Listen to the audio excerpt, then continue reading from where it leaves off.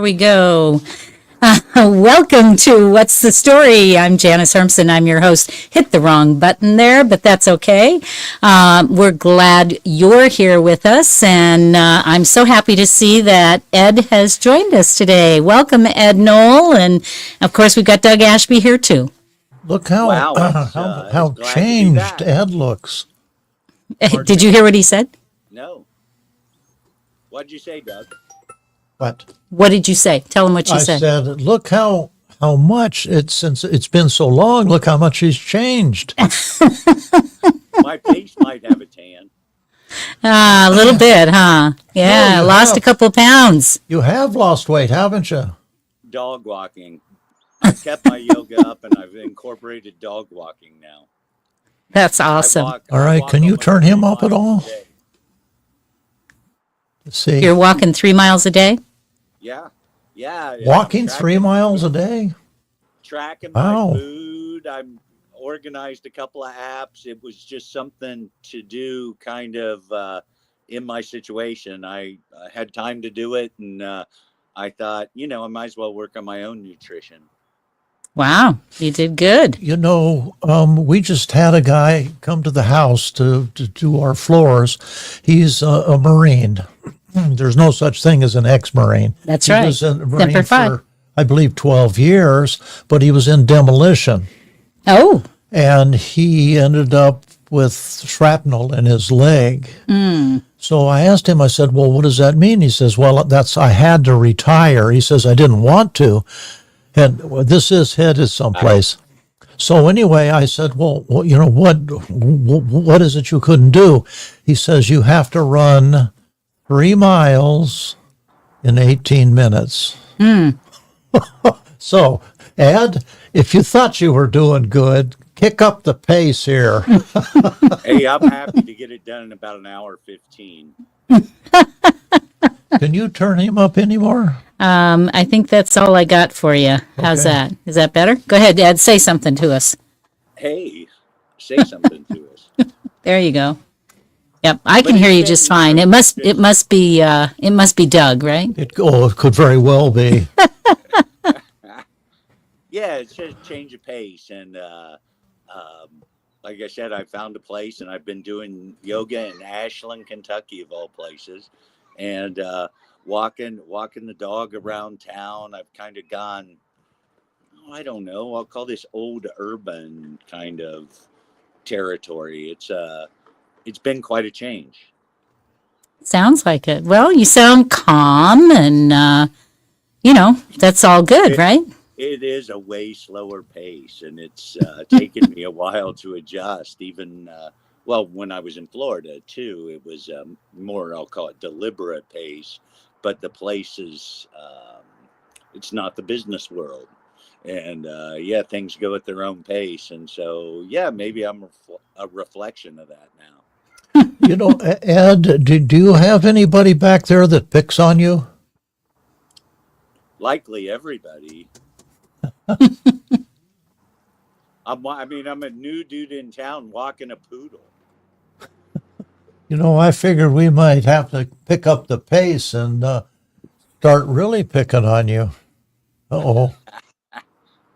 Well, I'm understanding, Ed, that I'm being told that they cannot hear you on our stream, and I'm not really sure why, because it looks like everything I got here is wide open and raring to go. So it's a bonus for your listeners. Just a little bit? Well, that's weird, because I got you full blown here. I'm not sure. Is that better? Say something, Ed.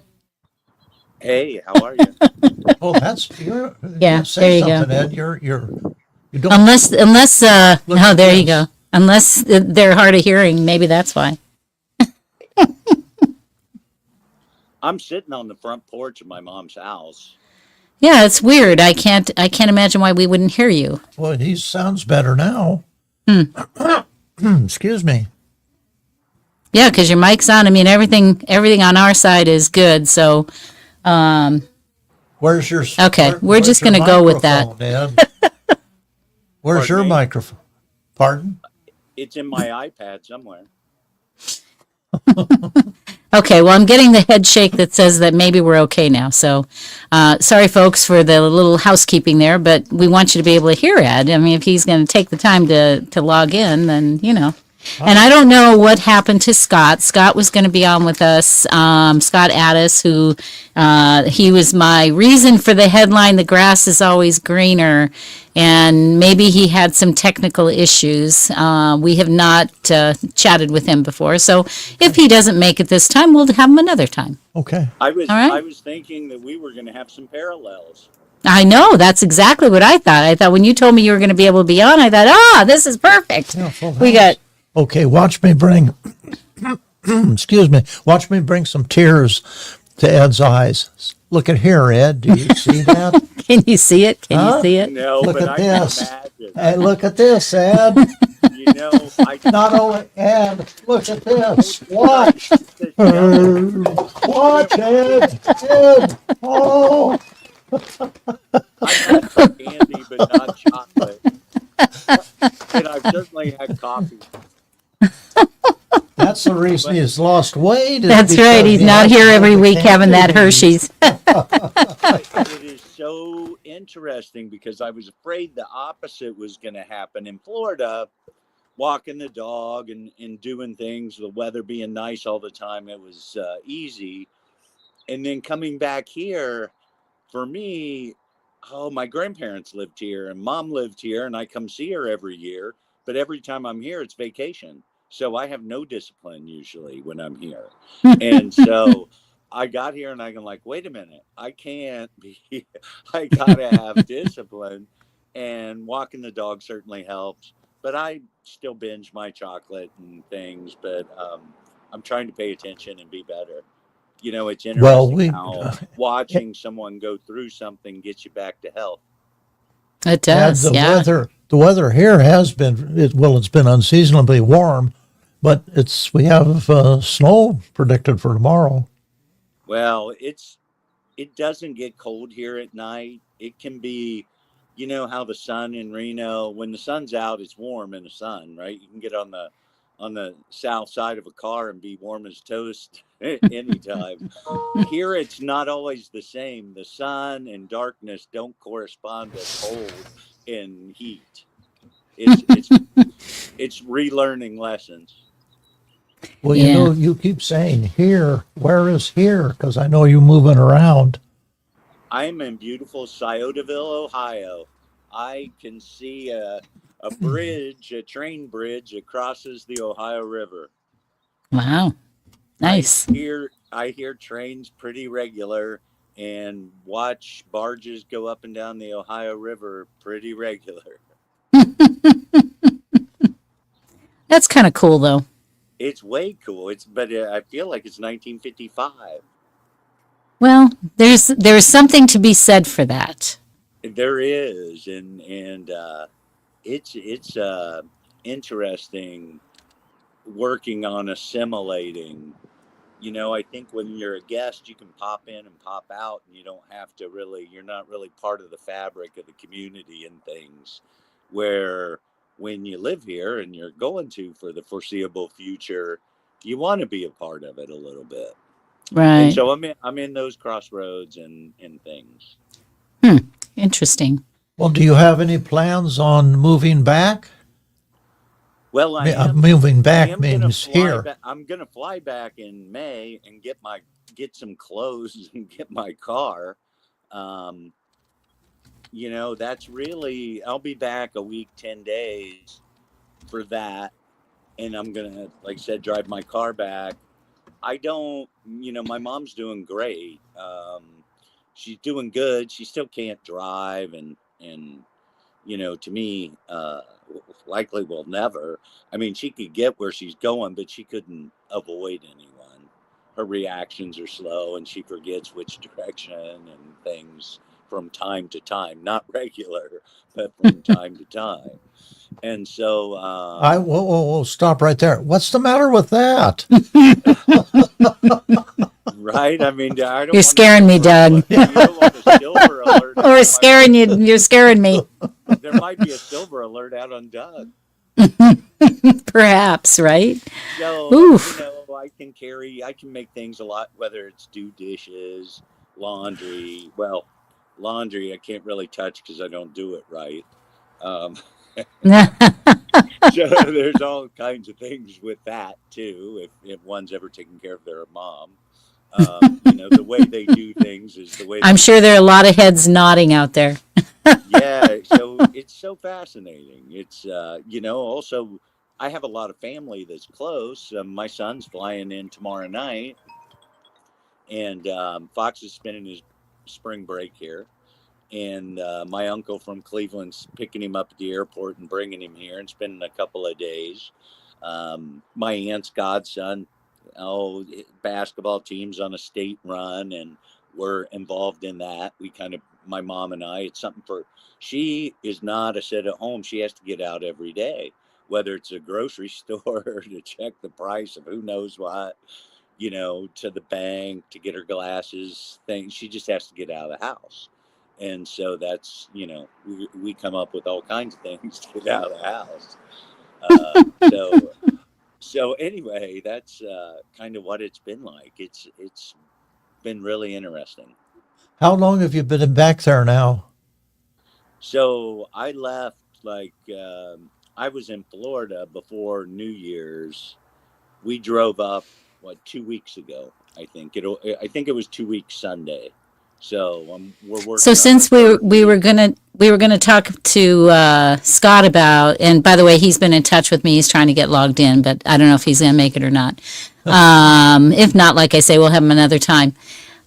But what was the trip? How was the trip going from Florida to there? You guys drove, right? Yeah, so it was my mom and I and Ginger. And Ginger, I have a Ginger being the story with dog. I have a story with that. Yeah, Ginger. So it's about 14 and a half hours. It's a good And we trip. Good trip. it Well, wait a second. with It's with your mom who's was limited. Let's say Right. that, right? Right. With respect to things. She was great though. She rode well. I mean, we got kind of past dinner on the first day. I had a Target place, and so we found this hotel. My aunt stayed right. You got to find hotels that take dogs, and you Right. got to right. You got to find hotels well before there are no hotels, right, and those kind of things. So my And if you aunt, don't plan beforehand, then you're right. kind of So looking my at your aunt in phone. Florida, we didn't make a reservation or anything, but we had a hotel picked, and we got there, and I dropped my mom off at the door, and I let Ginger out, and we're at this, I'd parked, and I was getting ready to get our stuff out, and she comes out to say, "Hey, they only got one room, and it's got one bed. Are you up for it?" Uh, Right? It was a queen size bed, and I'm like, "All right, go. It's a room. We're just gonna sleep, get up, and go." And by the time she got back inside to tell him it had been taken, oh no. so we didn't have a room. But the person there recommended a place that was like 5 miles away, and we got there and we each got our own bed. And uh, and Ginger was good. It was on the second floor, and she had to, be well in a hotel hallway and elevator and stuff, which was pretty fascinating. But anyway, that was we were highly efficient, and that was really the only kind of interesting story that was, but anyway, there's a book in the whole experience for sure. Too bad I'm If not you, a writer. I was going to say, if you were a writer, Yeah, yeah. Some we're going to have to fascinating find, things and fascinating changes. It's so, when you go back, like I said, I've been coming here since I was born. You have a memory of things. And, and I come back every year and visit when mom moved back here. And so it's like almost 30 years, the age of my kids. And so, but the regular day to day life, things that I take for granted there. And when you're back here, you see Reno with a new perspective. oh, I'm So sure. it's fascinating, right? Yeah. well. Do you plan on moving back here, meaning back coming back to Reno? Can you tell he missed you, Ed? Can you tell? I mean, he's just been aching to have you. Well, for sure, but I have a house there, and I will. And my son has a room there, and my son still goes to school there. However, he'll be here on break. He might be looking at Ohio State for his master's potentially. Oh, Or back interesting. this way. Yeah, I mean, I found that kind of interesting too. That he kind of cared about where I was. Well, Yeah. have you talked to your mom about moving her to Reno? So I think that would be cruel. Her life's here, her friends, everything she knows. I mean, she was born in this town, went to high school. We left. I mean, she left when she got married, and I grew up down the road an hour and a half. And but she's back around her sisters. Both her sisters live within 20 miles. My aunts. Well, look at there. There's Scott. And she's anyway. Those to me, she's of right mind and things. It'd be cruel if she lost it or something and totally wasn't herself or knew where she was. Yes, that would likely happen. But as long as she knows where she is at, and she has her life. I'm just making things easier. There you go. Well, we want to welcome Scott Ades, who is here with us, and he is I believe you're in Florida, aren't you, Scott? Yes, I'm in the Panhandle, Chipley, Florida. Ah, all right. Not Miami, not the big state. Up in farm country. Well, you are joining us, and we're doing great. And we also have Ed Knoll, who's one of my co-hosts. He's actually in Ohio, so he's joined us from there. He's doing some mom duty. Well, where did Scott say he is? He's in Florida. Boy, Yep. this is awesome. Yep. So Scott, we asked you to come on, and we talk about the grass is always greener, and Ed has not been on the show for quite a few weeks, so it was kind of timely that he was able to join us because he probably can really relate to some of what you're going to talk about. So why don't you lead us in and talk a little bit? You used to live here in Reno. Correct. We lived in Reno for a long time, over 30 years, my wife and I and my family. And as we got older, my wife got colder and the bones. And so she said, I'm cold and I want to move where it's warm. So she looked at a map and looked for something called the Sunshine State and picked Florida, and we made the decision to move. Wonderful, wonderful. So, and part of your story is that it wasn't just you and your wife. You at the time had a son. Correct. My son, Brandon, was a paraplegic or quadriplegic. He was a near drowning accident. He was in his 30s when we moved. So, and between that and moving the 4 dogs and 4 dogs this, as a drive and not a flight. So it wasn't something we did 4 dogs. Wow. So one of the things that when you take into consideration is your planning. Everything's got to be planned down to the last detail. You're going to be wrong, but do it anyhow. So, yeah, Ed was just picked our route. We looked. Go ahead. No, go ahead. We looked for dog. Yeah, we were looking for dog-friendly hotels, and we had to crate the dogs all the way down. We had to choose the driver, I was the driver, and then my wife and my brother-in-law, they were the navigators during the excursion. It took us about 5 days, 6 days, and then you'd think that was the challenge, but the challenge actually started when we got here. So wow, that's that's kind of what this program's about. I was just going to say that Ed was just talking. I know we have a little bit of a pause there, sorry. But I just wanted to interject because Ed was just talking about how he and his mom were driving actually from Florida to Ohio and had the challenge of having the dog, and they didn't pre-plan and they didn't know where the places were that you were going to be able to house a dog, and the mom and him as well.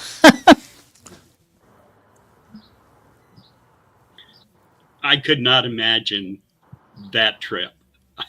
I had way less cargo than you. Yeah, I guess. Well, I was actually pulling, I had my big van, and then I was pulling a 14-foot trailer with my tractor on it. We had a moving van that was going to meet us at the location when we got here. And the interesting thing, I found out some things after I got here, but the interesting thing is we purchased the home remotely. We bought it online, for lack of a better term. We didn't fly to Florida and look at homes. So all the shows on TV where you see the people going, oh, we're moving, fix it or leave it or love it or list it, and all those are great for TV, but that's not kind of the way it really works. So, yeah, there's a lot of things I can say in hindsight that we probably would have done a little bit differently. We probably would have done a little bit better job in our communication with realtors at the far away site. It's easy to talk to realtors when you're standing next to them and explaining things. But when you're dealing with the long distance and long distance title companies, it can be somewhat confusing.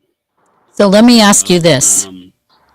Like I said, the first thing I say, go ahead. Okay. Yeah, I'm learning how to break in so that you can know I want to ask you a question. So did you, you said that, you were dealing long distance with title companies, et cetera. So you purchased the home. Did you actually close the escrow prior to even seeing the home?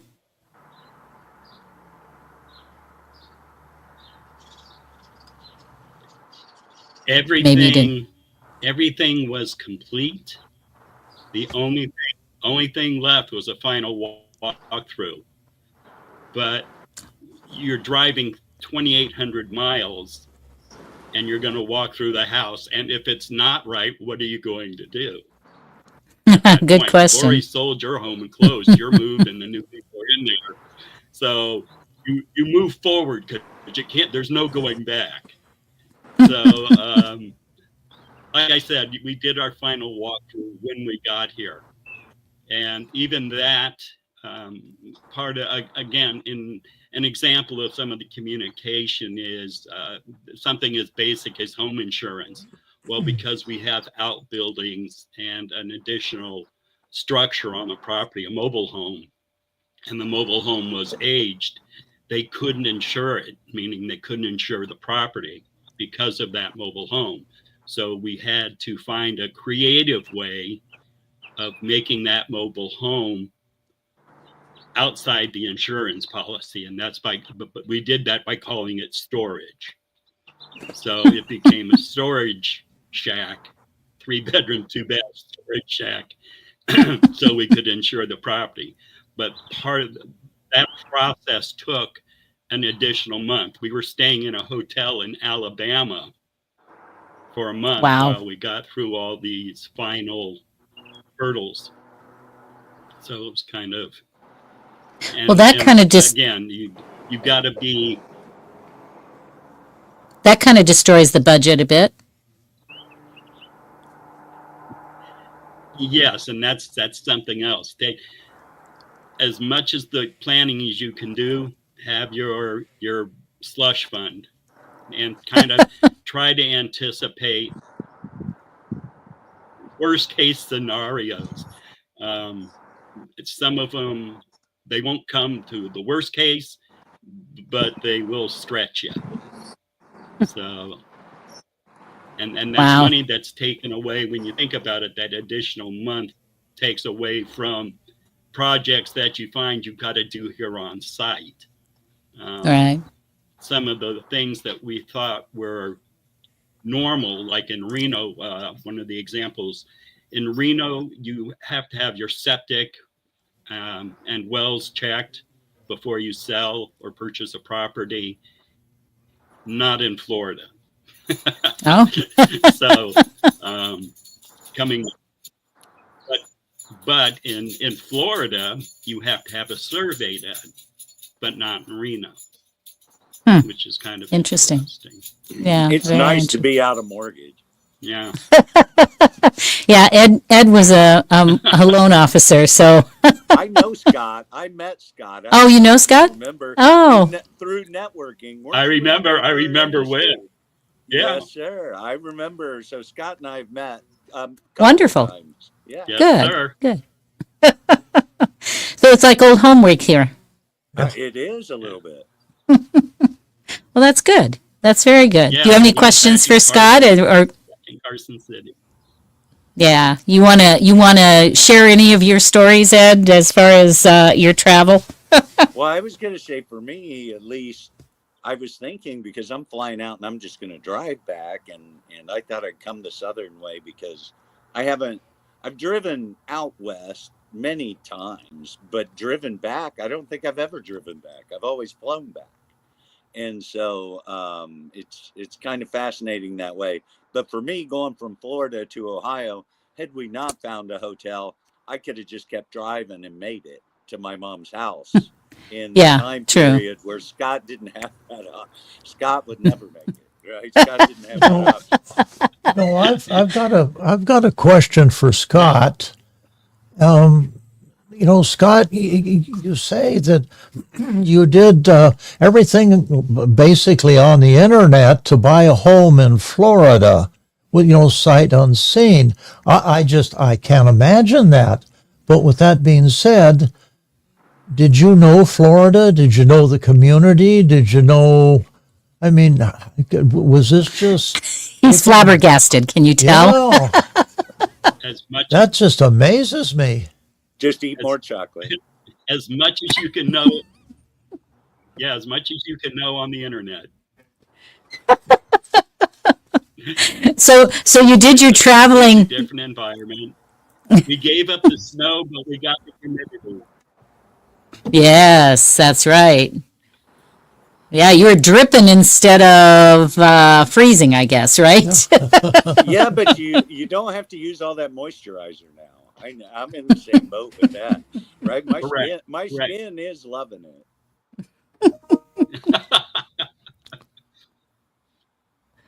But My dogs now have fleas. Yeah, that's a thing. They didn't have fleas in Nevada. Yeah, Nevada's kind of dog heaven. little bit. My Rusty loves it. Oh, so any other? No bugs. That's All the right. rattlesnakes scared them away. That's true. So any other kind of tips that you think that people should pay attention? Go ahead. No, I was just going to say any other tips that you might want to share that, for either the journey or for once you're there.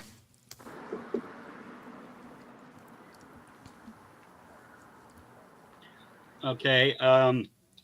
As we mentioned, we brought our son.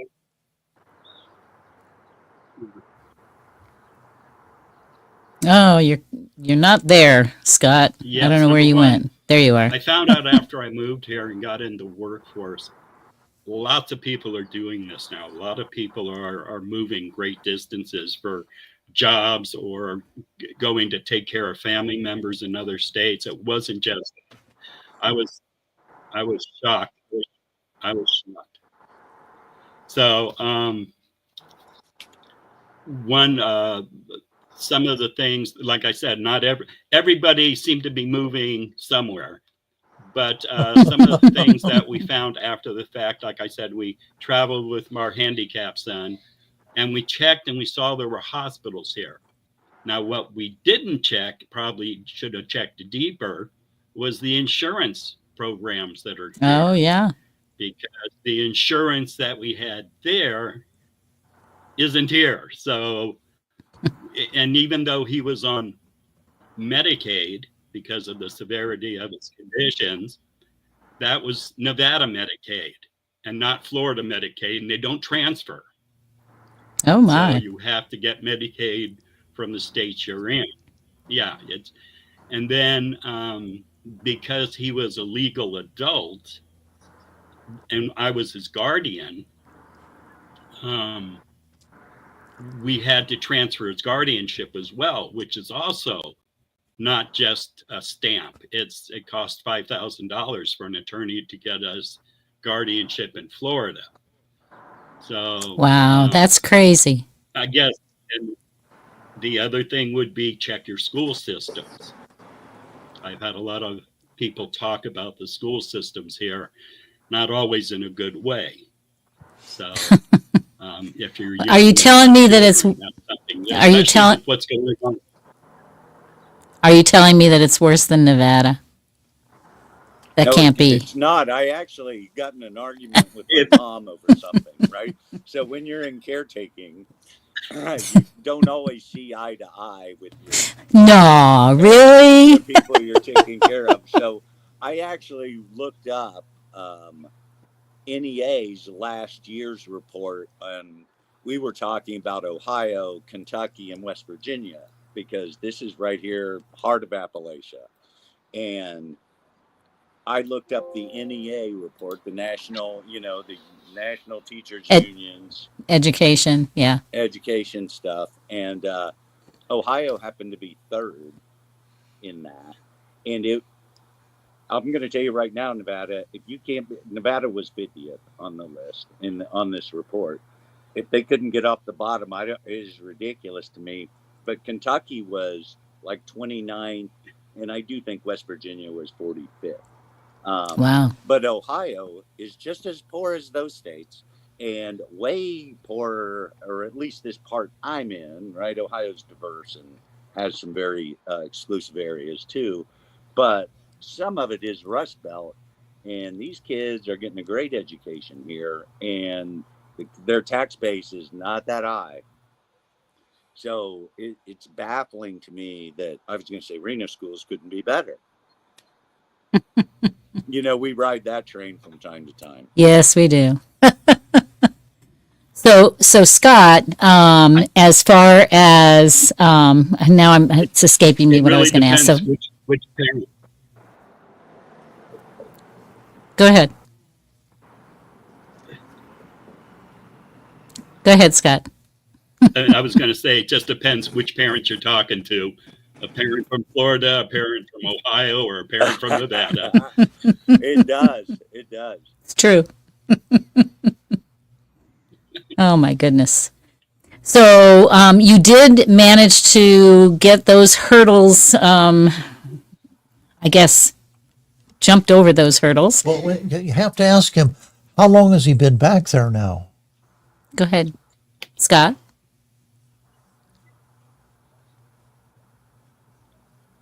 How long have you? We've been back here for about going on 4 years now.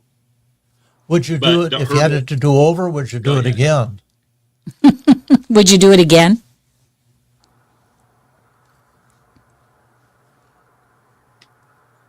Yes.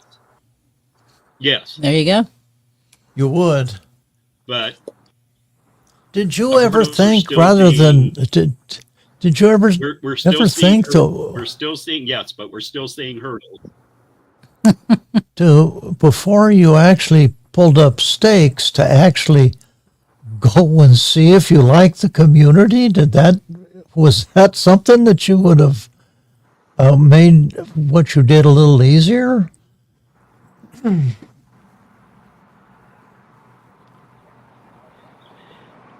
In some ways, yes, but in other ways, because I was gainfully employed at the time and my employer wouldn't have been able to release me to make that trip, it wasn't really an effective option.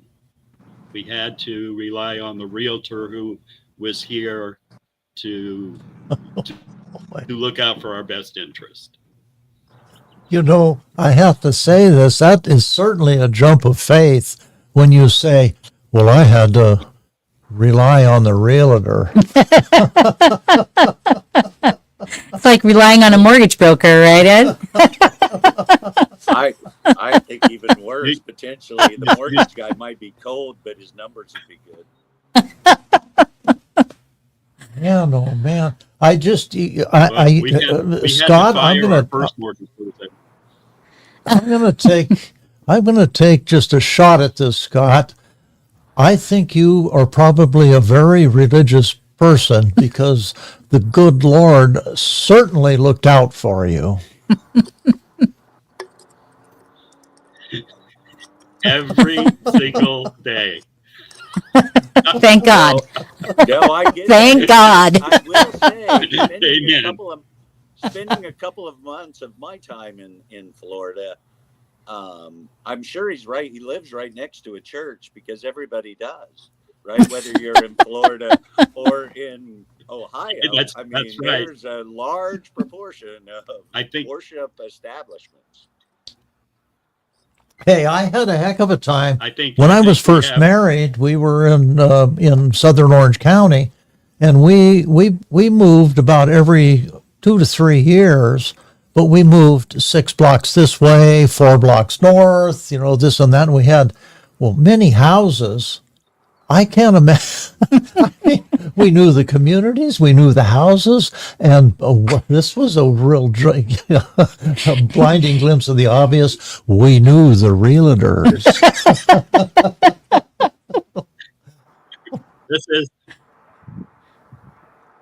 This was closer to the Beverly Hillbillies.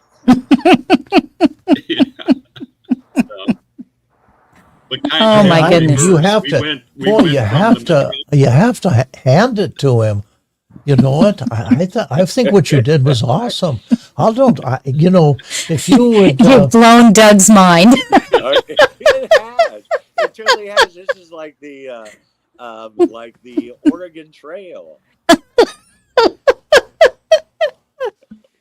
I'm sure some of our audience is in the same boat, right? They're like, "What?" Funny, we have a lot of My gosh. Go ahead, Scott. A lot of farms in the community.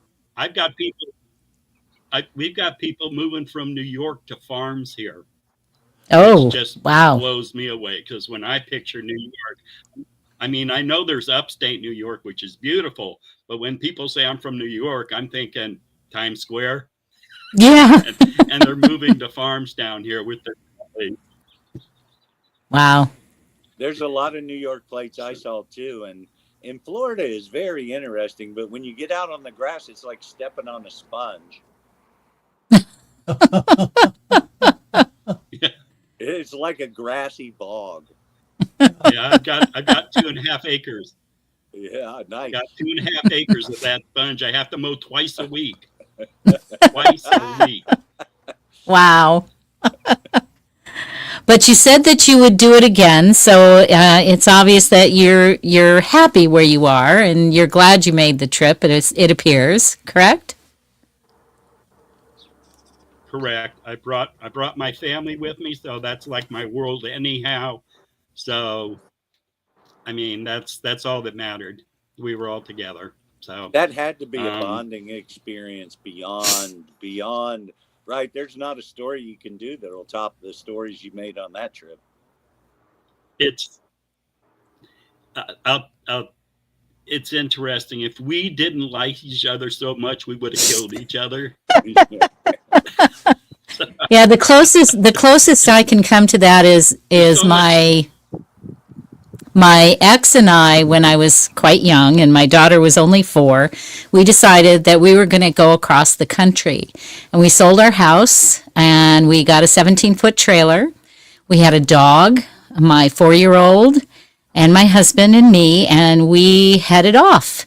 And we got as far as to visit we were in Southern California, got as far as to visit my sister-in-law in Scappoose, Oregon, which is outside of Portland. Then we headed back down to Klamath Falls, Oregon. And you have to understand, my ex was he loved to hunt, loved to fish, loved to do all those things. Guess what we did? We stopped and we landed in Klamath Falls, Oregon. And I learned how to work. Now, here I'm a little city girl in Southern Cal, San Fernando Valley. And I'm in Klamath Falls, Oregon, working in a warehouse, working with all the equipments and tools, and I'm the foreperson, basically. It was a big change. And I didn't even go that far, and wow, it was different. So that's the best I can do for you. That's still pretty bold. Was that back in the lumber days of Klamath Falls? Oh yes. We had Weyerhaeuser Road behind us. We had, it was definitely rural. And And Janice this. I was scared to death. Janice, can you drive a forklift? Say again? Can you drive a forklift? I think I did drive it's a long time ago, and I think I did have to drive the forklift once. Yes, that was interesting to say the least. That's great. It was different. It was definitely different. And we ended up living out on an acre. We were a mile from the Klamath River. I used to watch the commercials about get a piece of property near the Klamath River. And here I was, living near the Klamath River. How long did you stay there? I served 4 years. Yes, sir. I did. Awesome. I learned to duck hunt, and we got quail. It was very interesting. Fish. I already learned how to fish, but yeah. Well, we had a lot of quail though. Yeah, we definitely did that. And my neighbors were duck hunters. And so, we'd go out there and we're laying on the river and watching the dog go get the ducks. And, it was quite interesting. It's awesome, but the sun doesn't shine there. Oh, no, it does. It actually does occasionally. It also snows. Learned to snow the first time there. So that was my only little journey, though. You know what? But between the three of you and me, I look at the three of you. Man, I thought I had an exciting life. I think I've really been sheltered. I just can't imagine doing those things. Yeah, well, I wanted to keep going. I wanted to keep driving, but my ex didn't want to go. And, he was in heating and air conditioning, and Klamath Falls is not exactly a place for air conditioning. So he learned to do some appliance repair. So that's part of the, we adjust, right?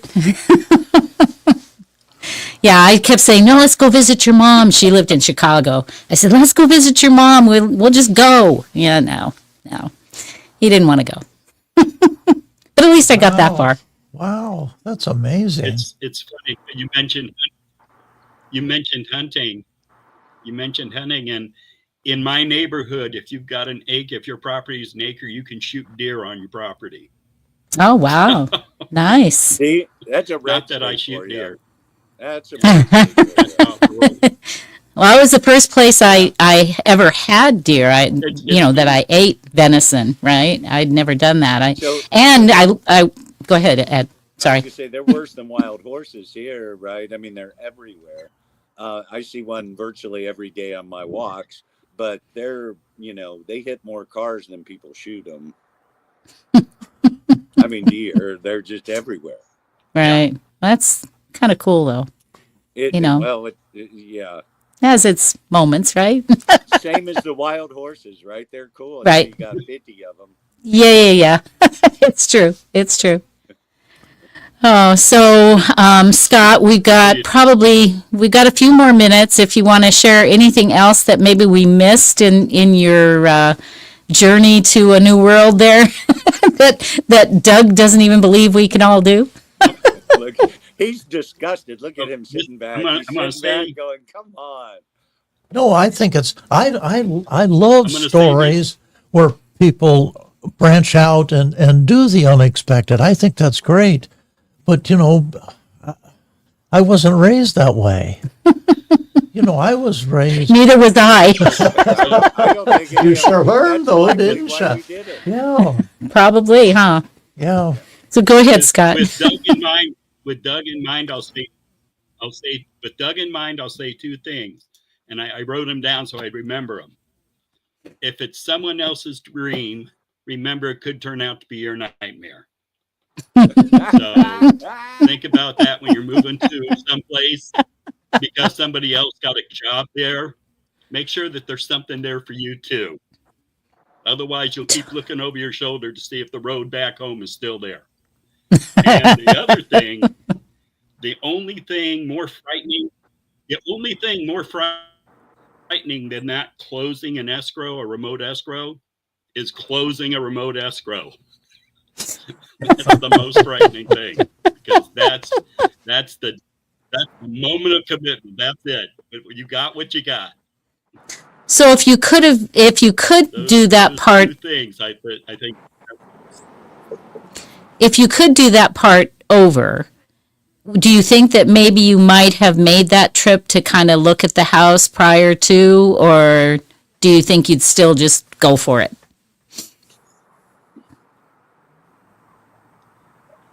I still would have gone for it, but there probably would have been some adjustments that we would have made, or at least questioned. Some things we would have questioned. It was only after the fact, one of the other crazy things that happened, back to the escrow itself, the title company, 1 year after we completed the purchase of the home, the mortgage company, our original mortgage company, sold our mortgage in a portfolio to another company. And the other company had it. And the next thing we got was a bill for $5,500 in back taxes that they forgot to adjust for when we purchased the home. So Wow. in addition, for a year, in addition to our monthly mortgage payment, we had the additional $5,500 broken down into 12 even payments that we had to make. And I think the frustrating part, even after that, was the following year they started to make the same mistake again, but I was savvy enough to go over their paperwork and point out that they were making mistakes, and at the end of the year they were going to be short again. So Wow. after about a month of going back and forth, they realized their error and corrected the payments. But I think, like I said, it's the headaches that you purchase. Scott, when I really have to hand it to you, because see, my background is that, being in Southern California. First of all, it's in California, in the Los Angeles area. Los Angeles County has roughly 78 different cities. And all of those cities have beautiful names: Hawaiian Gardens, Lakewood, Gardena. I mean, they're just beautiful names, but probably 2/3 of those cities there, you better run when the sun goes down at night. I mean, I just can't imagine. So, I'm wearing that hat when I look at you and what you did, and that's why I say, man, you just have to hand it to you. That took some, excuse me, but took some cojones. All right, Scott, you get the last word on this. We got about a minute. Well, a couple of things. When they named those cities in California, it was a long time ago. It's true. When they named the cities in California, it was a long time ago. Orange County had orange trees in it. So True. Taking that into consideration, but we chose the area because it was rural, it was farm, and it was faith, and it was family. Well, there you go. Chose well. Yep, you did a good job. Scott, it was Do your great to homework. see. Yeah, do your homework. That's the message. Do your Scott, homework. be well. It's so good to see you, and I'm glad you're doing well. And what a chance meeting. All right. And it was good to have you, And make Scott. sure Thank you you some. put everybody in training. Go ahead. Go ahead, Scott. Make sure you put everybody what? Yeah. Well, I'll reach out to you again when I got something more interesting to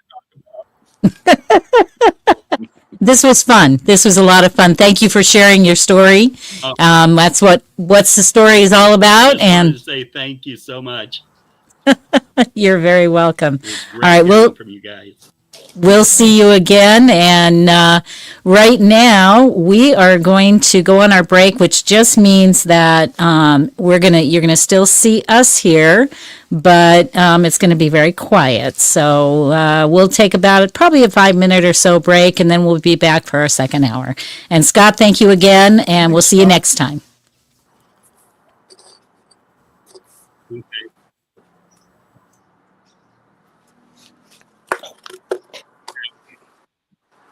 Remember, you can now say you're coast to coast.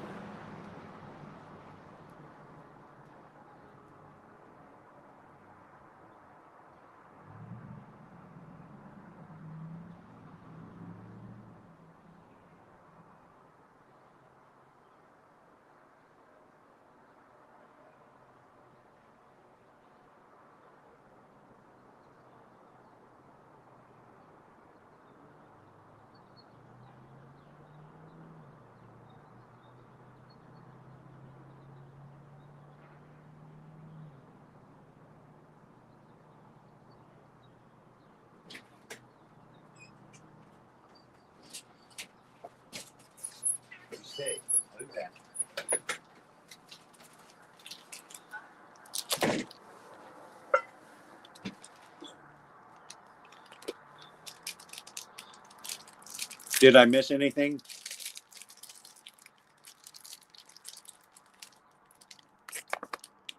I can't. Oh, I can't hear you.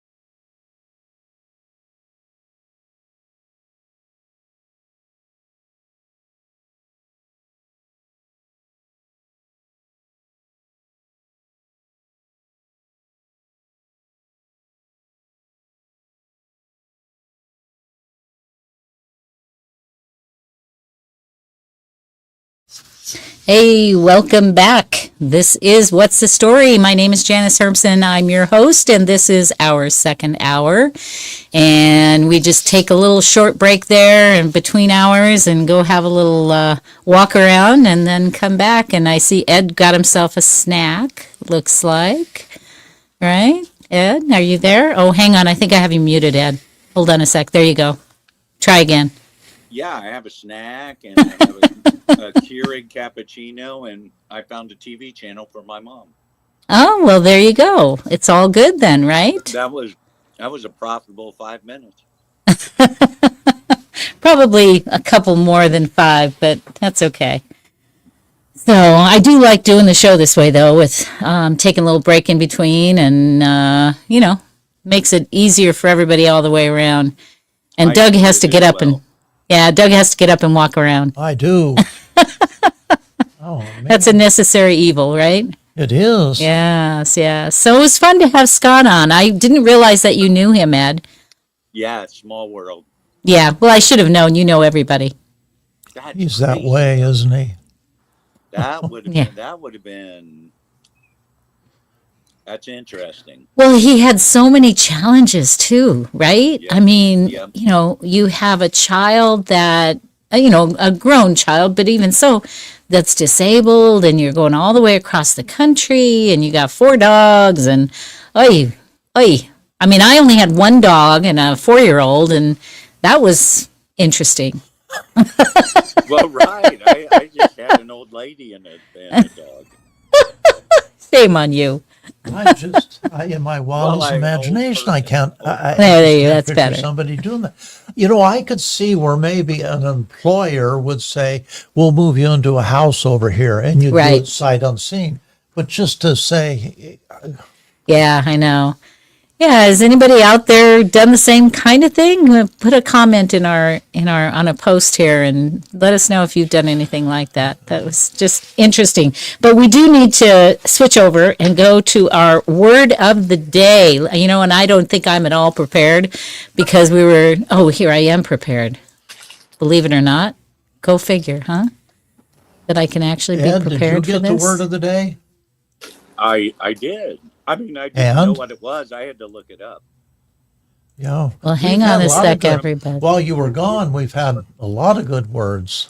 So here we are. This is our pick for the word of the day. Is that? Yep, that's showing up. Okay.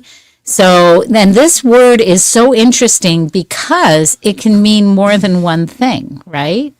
I mean, Yes. it's not just this picture. I could have chosen another picture of some like a plank bridge, and it's the same word, Oh, right? I And didn't that think just it was that. I thought it was a support in a coal mine.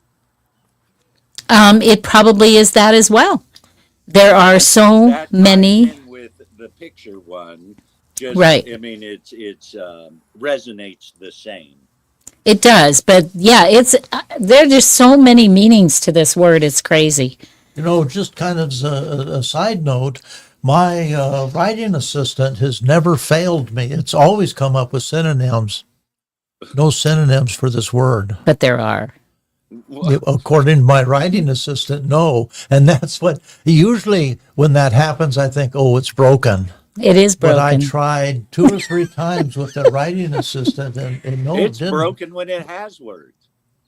Ed, did you miss Doug? And his synonyms. And his synonyms. It is so, like I said, it's interesting for me. It's like going back in time. Yeah. It's so fascinating. I haven't, I'm living in existing places. I didn't have any. We had the normal. Hey, my mom shut the house down for months, so we had to fire it back up again. But we Yeah. didn't have, we knew what we were getting into. Right. Okay. Right. How So- would how would you pronounce this word? Pardon me? So he wants to know how we pronounce the word. It's punchin'. Well, that's what And so when you say that on air, it sounds like I'm saying punchin', like punching bag or something Or like how that. about I this? would've said Debbie punching asked up. me. Debbie I asked, know I would have too, but I listened to it. I always go to my little pronunciation thing and it says Yeah. punchin'. Debbie asked me, "What's the word?" And I said, just as you pronounced it, pension. And she says, "You mean Oh, like strong what you're rum. doing, what you're getting now?" Yep. Completely different Talking word. about Complete. alcohol What are those? Aren't those anonyms? Words that sound Opposite. No, no. Opposites. Antonyms are opposites. well. Well, I guess pension and pension would No, be, yeah. no. How about No, this? pen- Have you ever heard somebody use it? Say, "Well, I have a pension for doing things like that." That's different. That's That's a different P-E-N-C-H-A-N-T. That's what I mean about this Yes. word. It's so No, this is yeah. punchin', which is P-U-N-C-H-E-O-N. Yes. And the first definition that I have is a figured stamp, die, or punch used by goldsmiths and cutlers. Wow. Huh.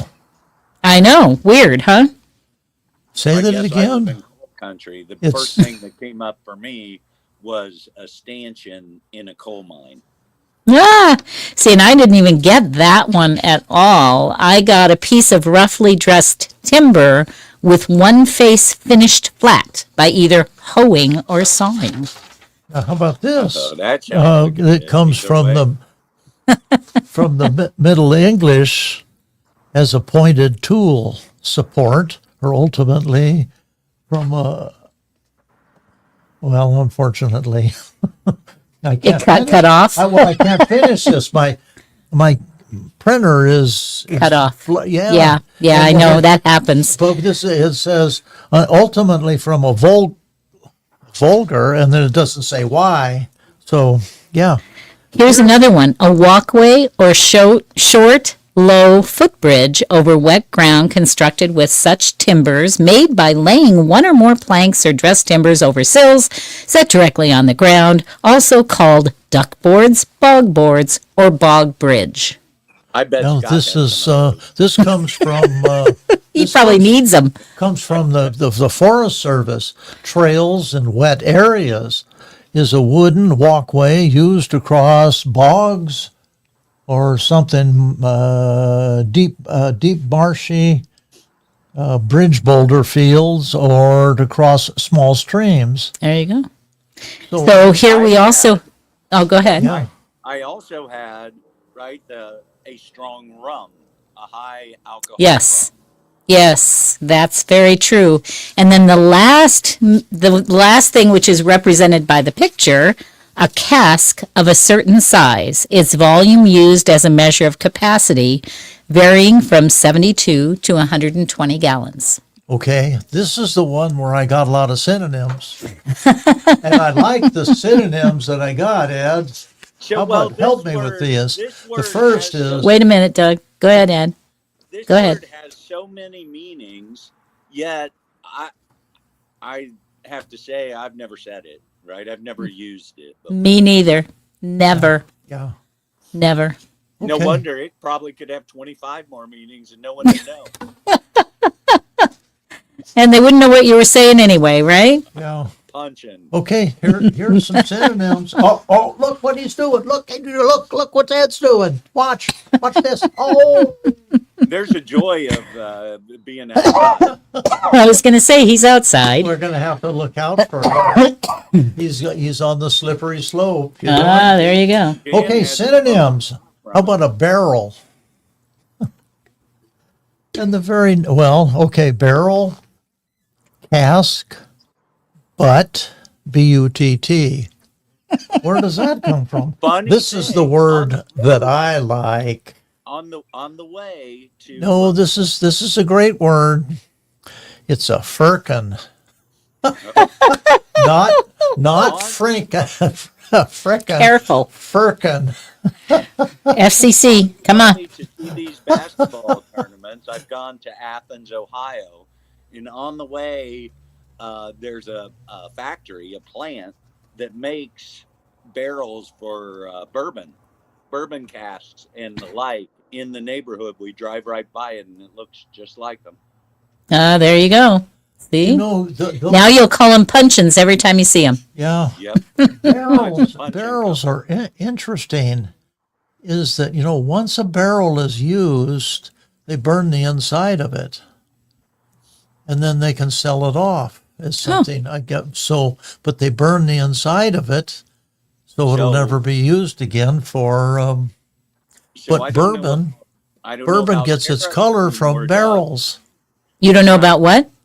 I said I don't know about tariffs. However, Crown Royal, being a seller of that product, used to age its whiskey in old sherry oak casks. So casks that had been used to age sherry, they put whiskey in, and that's where Crown Royal gets some of its color and some of its flavor from, reusing sherry oak casks.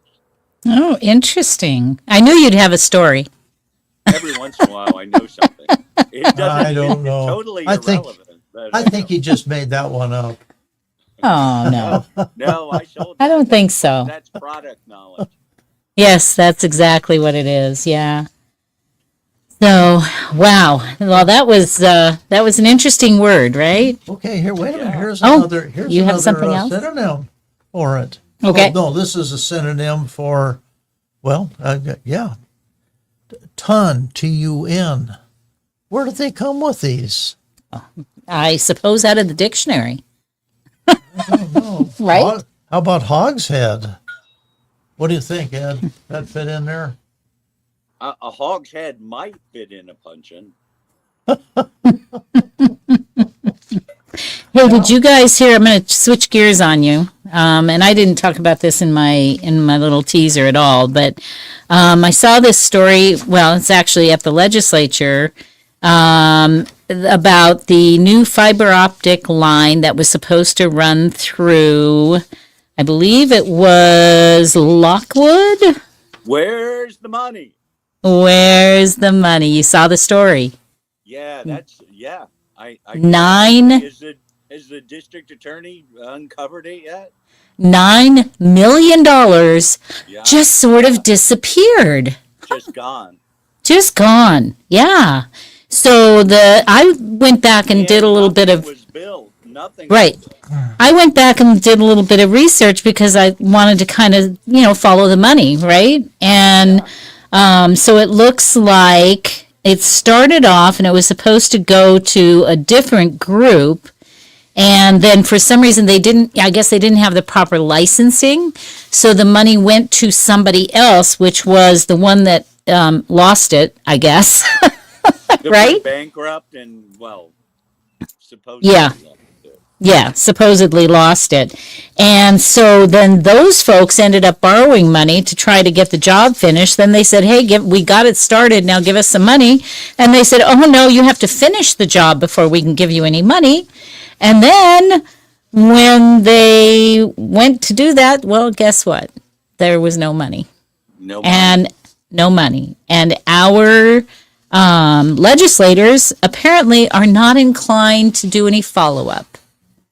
Channel 4, Joe, is his name Joe Walsh? Is that his name? The guy that you go ask Joe something else. It's something else. Yeah, he's been an anchor forever. Yeah, he's been an anchor forever. Sorry, I don't remember your last name, sir. But I know you by Ask Joe, right? So you don't remember his last name. And they asked him, and so he went and interviewed these folks and was saying, hey, what about this? What about that? And they were like, they cut him off at the end. They said, no, we're not doing anything. Then they just basically cut off the interview. And the legislators they're not interested. They'd have to subpoena them, and they're not interested in doing it. So there goes $9 million. The district attorney knows how. Yeah, well, they know how if it's something that they feel like doing, right? How about there's 5,000 robocalls coming out in Nevada? Is this a good place to interject? Do you have you can't make this stuff up? Yes. Ah, good. Okay. Doug's segment. You can't make this stuff up. Representative Jasmine Crockett, a Democrat from Texas, sparked a controversy by claiming that illegal. Wait a second. Illegal immigrant? Illegal. Claiming that illegal immigration is not a crime.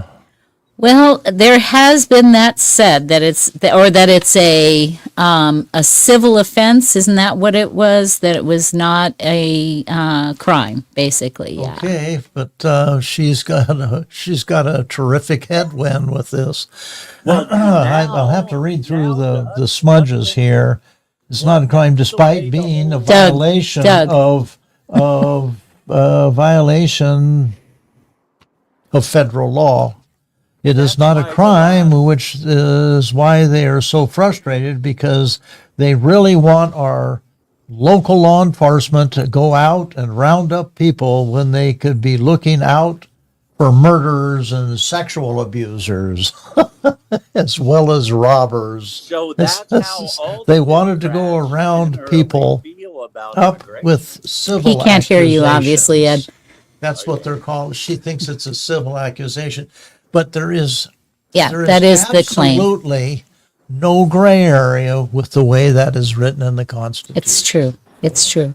So I was approached. Did you want to say something, Ed, so that we don't keep talking over you? No, it's good. I mean, to me, that was the prior administration's. That's what they believed, and that's why we got what we got. That's why we have all of them in, because the prior administration did believe that. So I was challenged this week with the thought that, hey, we're always pulling up, you can't make this stuff up about Democrats. And I was challenged with, hey, you got to find something that's, for Musk or Trump or whatever. So this story came across and I thought, oh, here it is. This is about Lake Tahoe. It's a local story. And it says there is literally no one. The fallout coming to Lake Tahoe after the Forest Service is gutted. Okay? So And they were the editor of the story is talking about Doge and how it's not efficient because what they've done is they've taken away a certain percentage of the Forest Service workers. And so we're at risk, right? That they're just cutting and they're not paying attention and all of that. And I tend to agree that, why were we doing this, right? So, and I'm going to have to apologize in advance because all I did was a little more research on it. Well, in my research, I found that, first of all, some of the reasons that they aren't going to be able to hire more people is because of a law that the Biden administration put as far as freezing hiring new workers. That was done prior to the Trump administration. So where they're kind of trying to blame them, they're following the law. So, I tried. I just want to say I did try. But they were, the firings were part of the initiative to streamline and downsize the federal government. The other thing that I did, because, I'm a solution-oriented individual, and so I went on to Grok, and I said, hey, Grok, can you come up with a solution for this? And I put in the scenario of how Lake Tahoe, and especially like on 4th of July, because that was mentioned in the article, that during the 4th of July, this is going to be not good, right? I mean, it's a high population of people coming in for the, celebrations, and so it's just not good. So I now have a 4-item solution for Lake Tahoe from Grok as far as what they can do to reinstate key personnel, lift the seasonal hiring freeze, leverage partnerships and volunteers for fuels reduction, and enhance public safety for the 4th of July with temporary measures.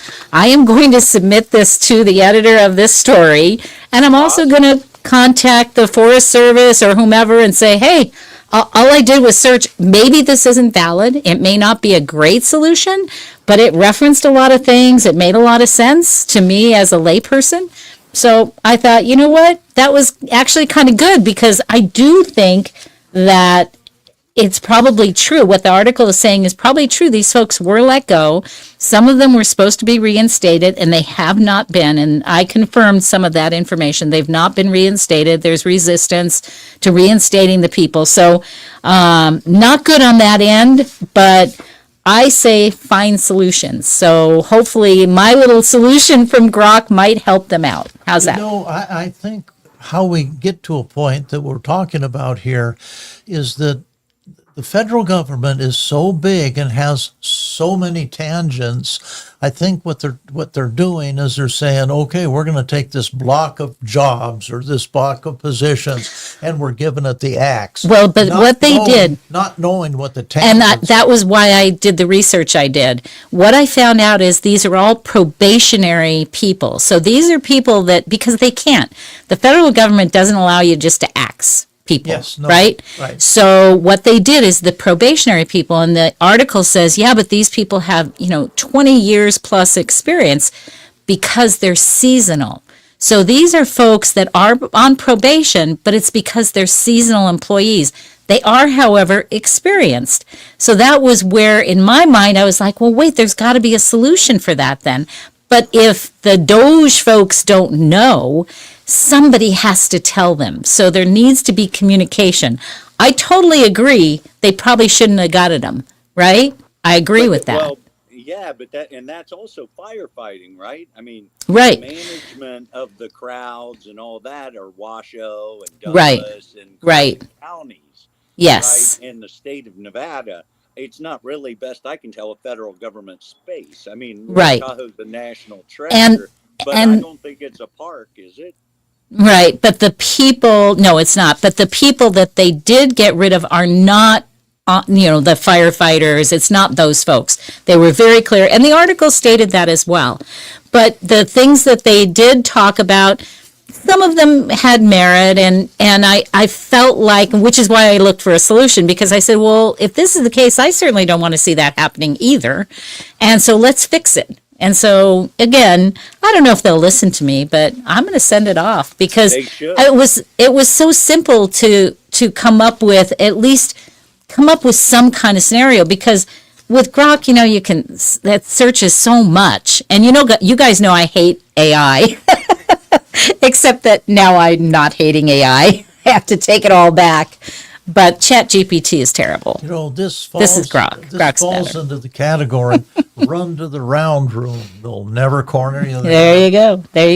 But I just figured, and I will still look for stories that can't make this stuff up, from the side of the Republicans doing dumb things, because we know they do. I just don't happen to hear about them.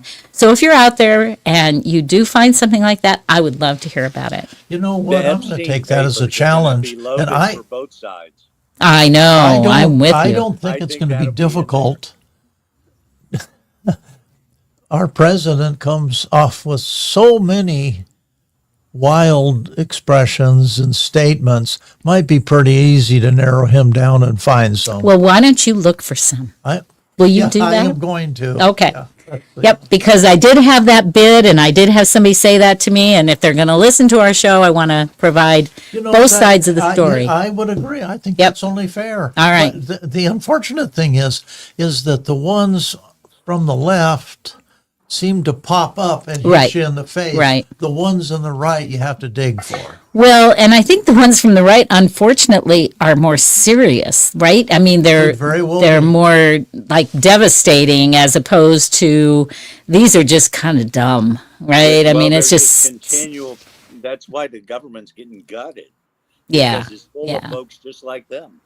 Yeah. So anyway, hopefully that satisfies both sides of the fence, and that's what we'd like to do. So we're going to do our best to fulfill that. That's, again, the old adage there. If you stand on the center divider, they will hit you from both sides. It's very true. I'm looking for my story about reading, because I said that we were going to talk about reading too. Are you guys reading any good books or listening to any good books? I'm reading an excellent book.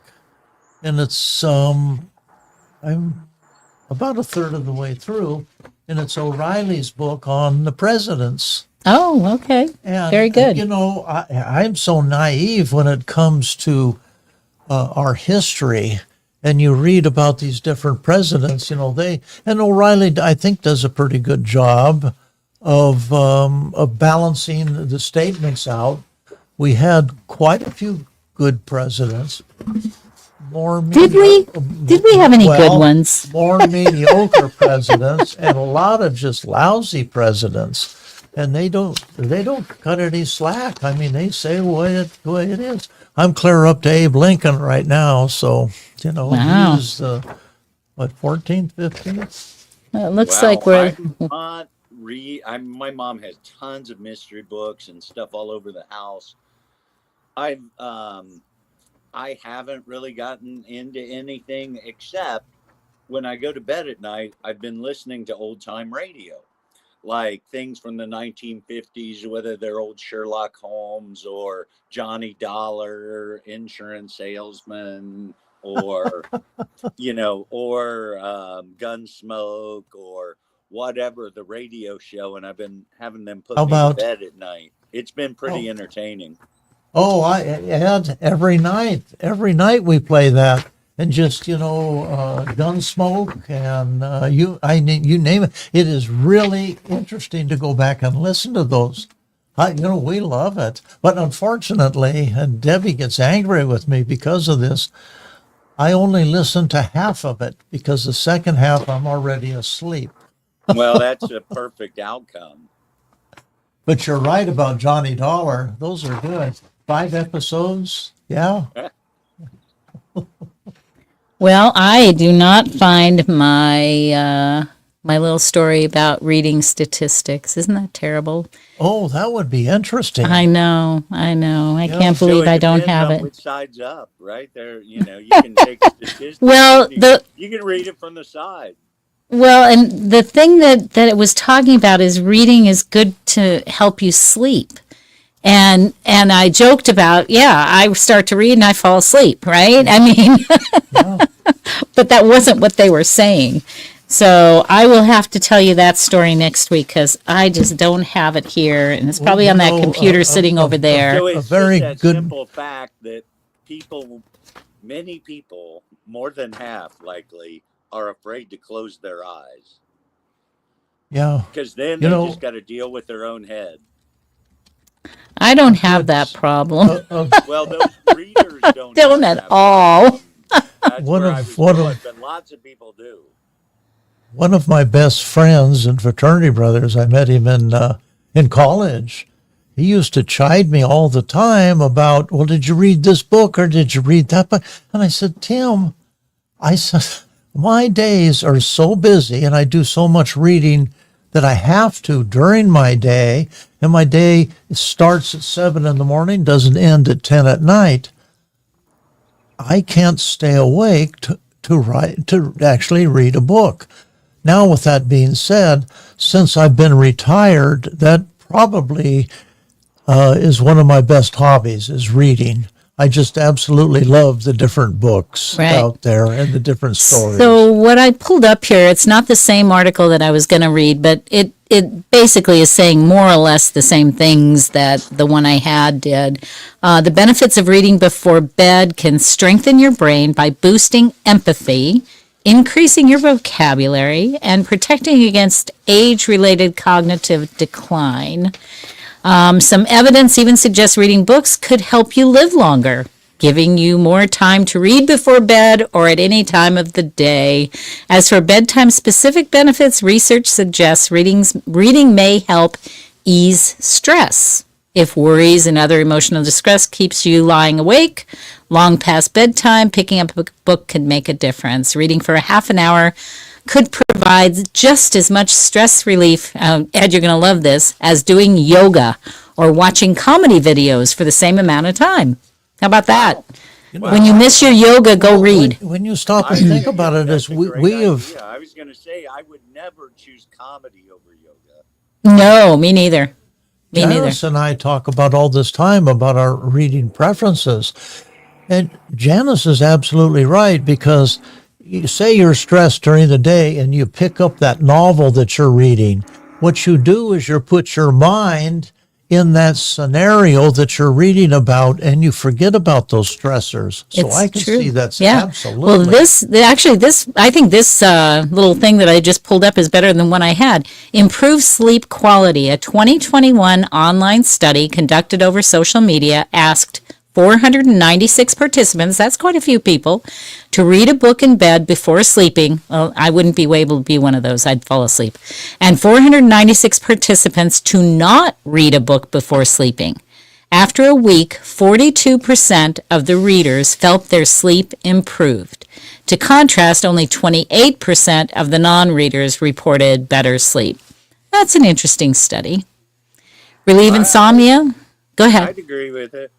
Yeah. Regularly getting too little sleep can have a major impact on your physical and emotional well-being, but reading, when combined with insomnia treatments, could help decrease cognitive arousal or de-stimulate your brain before bed. And then finally, promote longer sleep duration. Maybe you don't have trouble falling asleep, but you rarely get a full night of sleep. While reading long into the night could keep you from getting the amount of sleep you need, reading for a short time before bed may help you stay asleep longer. So there you go. There's some of the benefits of reading before bed. So there you have it. What do you think? You guys going to read more? I like it. We've got a whole library filled with them. Oh, well, you have lots of books. Lots and lots and lots of books. Did you have something else you wanted to share, Doug? You look like you're looking there. I was jumping ahead to the book. Oh, we're a little early for the book but, blitz. But unfortunately, my printer's on the fritz, and I printed it out, and I can't read any of it. So what I was doing is I was you're looking pulling it up. so I Yeah. can actually read it off my phone. So do you have any trips coming up that you're going to do with Fox when he gets there, Ed? We are Friday. We're going to the so that basketball team I told you, it's South Webster in Southern Ohio, Division 7. They're in their Final Four, so we're going Friday with my mom. Oh, nice. And so other folks we know will be there. And so yeah, that's in Columbus, Ohio. So that's happening Friday, and How far is that from you? 100 miles. Columbus is a ways, yeah. Yeah. My We're in the middle geography. of a whole, in the middle or close to, Portsmouth, which is kind of where I am, is, 2 hours to Lexington, Kentucky, 2 hours to Cincinnati, Ohio, half an hour to Ashland, Kentucky, maybe an hour to Huntington, West Virginia, 2 hours to Columbus, probably 4.5 to Cleveland, um, an hour from Athens, Ohio. So it's kind of a bedroom place now. It's more of a, we're in the middle of everything. So driving. How was Hang on. I want to reiterate the whole Democrat thing that we were talking about earlier. And I had pulled this up as one of the stories that I wanted to share because we always talk about bad things. And there is one, I don't know if you guys watched the speech that President Trump did in front of the Joint Congress. But in that, there was a lot of media about the fact, not mainstream media, but the other media, that talked about the fact that the folks didn't stand. The thing that they missed is that there was a Democrat that did. And I think that they really should have highlighted her. Congresswoman Laura Gillen, she's a Democrat from, of all places, New York, was the lone Democrat who stood for the 13-year-old cancer survivor during President Trump's address to Congress. So I think that we're doing a disservice when we don't mention that because that's really important that That's a positive story with a negative background, though. I know, but it's a positive story. The negative background, though, is on the stupid media that isn't covering it. They should be covering that. Absolutely. They should be talking about that. They are so ridiculous. And it's both sides of the media that aren't covering that, and that's wrong. It is wrong. It totally is. But, I mean, so I've had occasion to listen to a lot of left stuff. They have hour shows on stuff that might happen. They don't talk about anything that does happen. Yeah, you and I were talking about what that. I mean? Yeah. That might happen. Do you know, It's just the with most what ridiculous thing I've ever watched. with what we're talking about right now, because Hollywood is pretty much mostly to the left, and most of the movies now that they have all of the left philosophy, whatever it is, and it's now starting to hurt their box office. And so they're going to, it's the old adage, follow the money. And That's they're what saying, happens when well, you quit smoking on TV. yeah. I mean, it's amazing. Did you see how much with the Academy Awards? I didn't see it. Well, I didn't see it either, but boy, they were pushing it and pushing it. And for a week later, they were saying, oh, wasn't that great? This and that. It's because nobody's watching. Yeah. Nobody cares anymore. Do you know We're any of the tired of entertainers? of your woke attitudes. I mean, any of the shows, whether it be the Grammys or the Oscars, it's like I didn't know any of the characters. I don't for sure, but I wouldn't have it before all of this either. So I'm just not I don't watch, I'm not a movie buff. baseball So or football all-star games either, right? I Yeah. think that you should take your work in that context, not an award ceremony about your work. So here's something that you were talking about, Ed, as far as Epstein goes, the Epstein files. We were supposedly supposed to have all this big release of the Epstein files. And then Pam Bondi walks out and hands these folks, and I think we talked about this last week, the binders, the white binders of all things. Why would you hand somebody a flippin' white binder with information that was already out and had been out? I mean, that's ridiculous. We want names. Yeah. What's up with that? Yeah. You got a siren behind you there, huh, Ed? Well, like I said, it's not real hard to figure out. These are powerful people. And because they're powerful people, those names aren't going to be released ever. Well, we'll see. I Well, guess that's what we'll say. They might We'll see. they might come up with one powerful person that they can flip under the bus, but that would be it. Well, supposedly Gene Hackman knew some stuff, and he's no longer with us. So, Wow, wasn't that a peculiar thing? That was a total That was- murder she wrote. oh man, that was really a murder she wrote. You're right. Well, you know, I Yeah, read that was crazy. That, I mean, if what they're saying, that's like a domino game. It was very weird because I mean, I could make up all. That dog. Yeah, I could make up all sorts of scenarios with that, right? I mean, because first of all, the hantavirus thing. Not that that can't happen, but seriously, she died from hantavirus. I don't know. That just seemed odd to me. You know, we had a good family friend. The Madeline was my sister's best friend, and her husband was a fellow by the name of David Fullerton. They were married for 55 years, something like this. And this was back, I guess, last summer when we had this super heat in Arizona where they lived. And both of them were suffering from Alzheimer's to some extent. And she wandered out into the backyard and collapsed in the heat, and it was 110 plus. Well, he was looking for her. Caesar goes out and tries to pull her back into the house.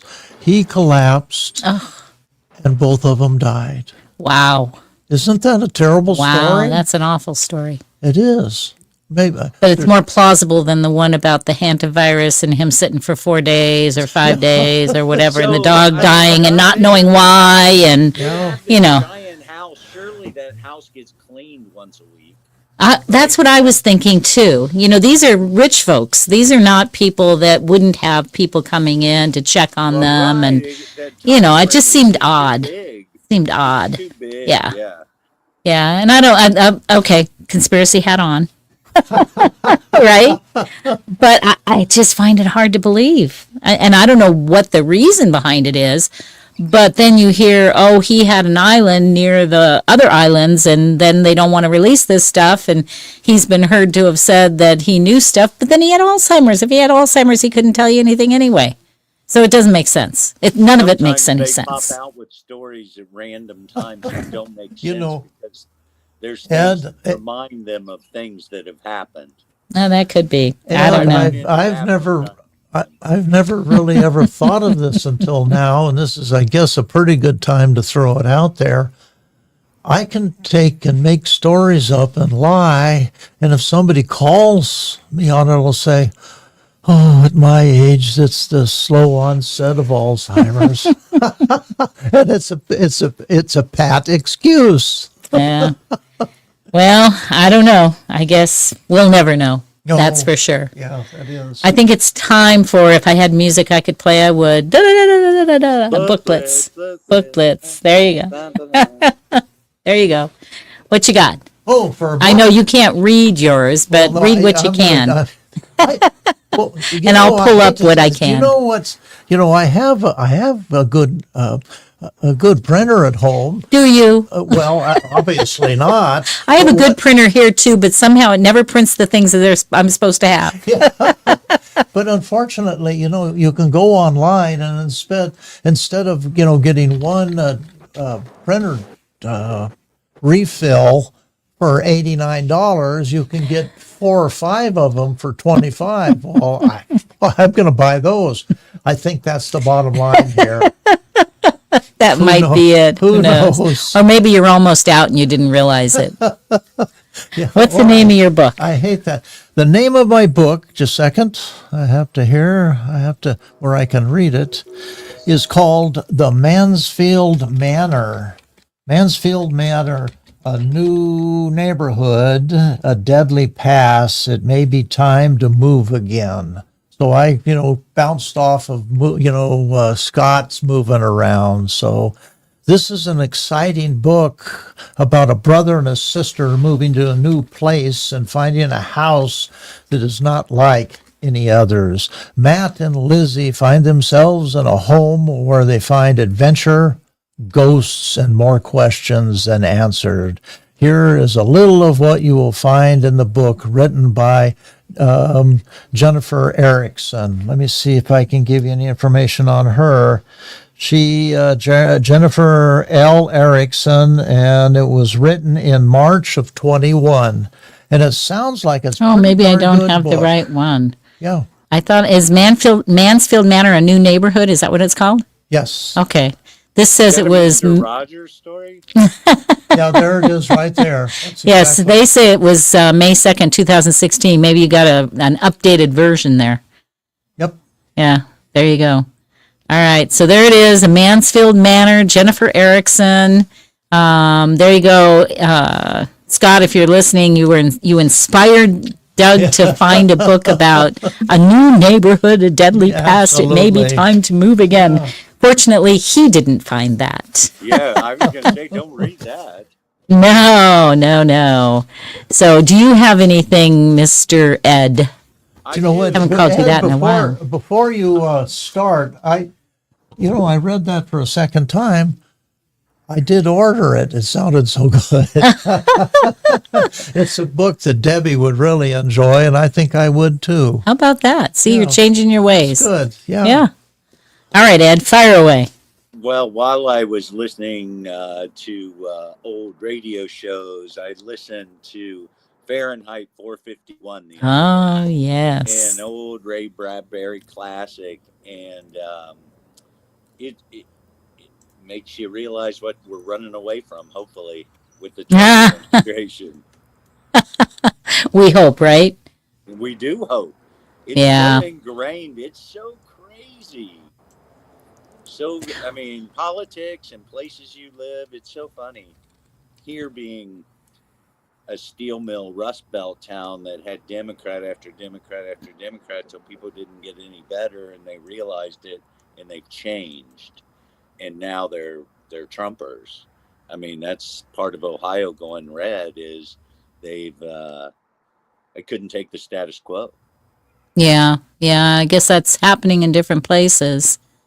So, yeah, I don't know. It's interesting. But Ray Bradbury always tells the future pretty much like it is.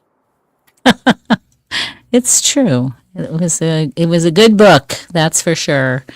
So if you haven't read it, there it is. It's an audio book as well, and I love my audio books, so I thought I'd pull that one up. I was going to say, I think it's so old, I think you can find it for free, actually. Oh, yeah. We have it here, too. You know, it's not free here, but we will charge you, but not much. And you can trade. So there you go. All right. And I actually had a different book, which I will share next week. But because I left it at home, I forgot it. And I was gonna have Lenore bring it for me. And then I decided, because Doug, the Jerky Man, came in and he brought me a book, which is a scholastic book, and it's called I Survived, True Stories, 5 Epic Disasters. Well, you know, I kind of browsed through it and I found this story that I had never heard, and I'll bet you guys have never heard it either. It's the strangest disaster, the Boston Molasses Flood. Have you guys ever heard of the Boston Molasses Flood? No. On January 15th, 1919, a molasses tank at 529 Commercial Street exploded under pressure, killing 21 people. A 40-foot wave of molasses buckled the elevated railroad tracks, crushed buildings, and inundated the neighborhood. Structural defects in the tank, combined with unseasonably warm temperatures, contributed to the disaster. And all that anybody knows about, or anybody talks about it, is a historical marker in Boston's North End, is the only reminder of the flood. You know, that's because that's only half of it. They didn't die from the molasses. The ants got them. Well, here's the I deal. figured it was kids jumping out of upstairs windows. I'm glad I have a couple minutes, because I got a couple minutes here. I want to read this. Somehow the disaster had been largely forgotten. There's no museums, no monuments. The only remnant is a small metal plaque that I just read to you. And indeed, few have ever heard of the molasses flood of 1919 and the incredible stories, like the story of Anthony DiStasio. Anthony's limp, molasses-soaked body was taken to a large building that was being used to store the bodies of those who had died. He was covered with a sheet. But Anthony wasn't dead, only unconscious. Hours later, he woke up to the sound of his mother's voice calling him. Anthony tried to answer, but his mouth was filled with molasses. This is like, do I have my conspiracy hat on? Suddenly he sat up, and soon he was surrounded by his family, a lucky survivor of one of the strangest disasters in American history. This is How about that? mass media keeping the press down. Otherwise, people wouldn't have been eating sugar all these years had they done stuff. It was a foreteller of what sugar does to you. Isn't that just crazy, though? I mean, the dude didn't die. They had him in the morgue. Well, their makeshift morgue for that day, right?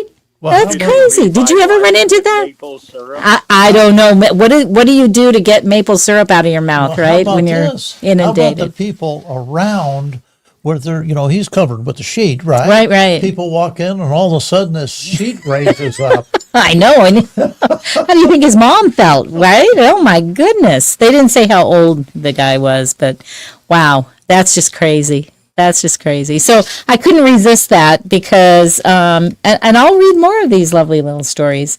I survived, right? People 5 didn't- epic like, people disasters. weren't asking for giant pancakes. Yeah, and they talk about the Titanic. They've got some good picks in here for the Titanic, and they've got tsunamis, blizzards, tornadoes, all things that I don't want to have anything to do with. Give me my earthquakes, that's it. Do you Right? remember the movies or the books? I guess there's a series of time in my life where they had the Towering Inferno. I love Right. those movies. And I love those. part of that. But Them, then you had April likes those too. what was that upside down ship and they had to crawl through? Oh, I don't remember that one. It wasn't the Titanic, but it was a ship that capsized, and the people, like the Towering Inferno, had to get from the top to the bottom to get out because the bottom was floating up. Yeah, I kind of feel like I probably saw that. Man, I don't remember it though. Well, I don't remember what it was called. Series of I was- disaster movies.